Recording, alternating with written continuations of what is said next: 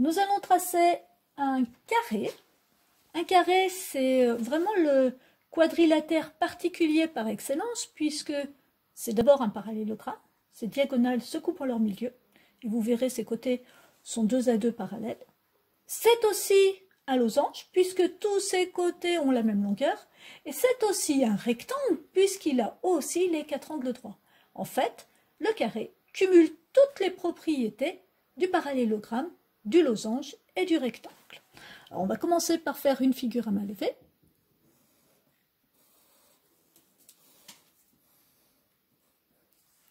C, A, R, E. Et on va tracer un carré de 3 cm de côté. On a dit tous les côtés de même longueur. Je peux coder. Des angles droits partout. Je peux coder. Voilà. Alors, il y a plusieurs techniques pour construire un carré. On va en choisir une qui ne sera pas forcément la meilleure, mais bon, on en prend une. Alors, je vais commencer par tracer un segment de 3 cm.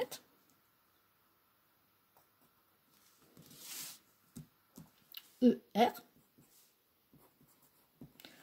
Puis, un angle droit. Ça, c'est obligatoire.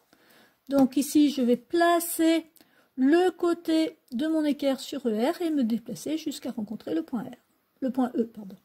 Donc je vais tracer la perpendiculaire à ER, passant par le point E. Je trace une perpendiculaire. Je mesure mes 3 cm.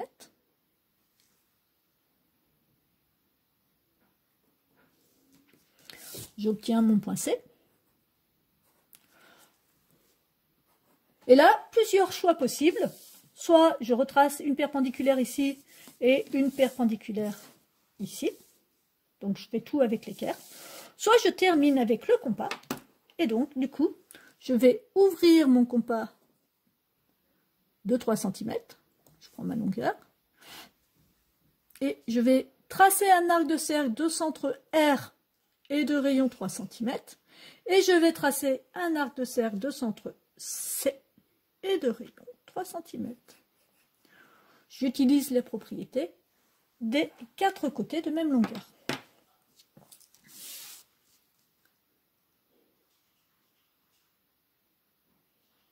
On aurait pu, bien sûr, tracer les angles droits.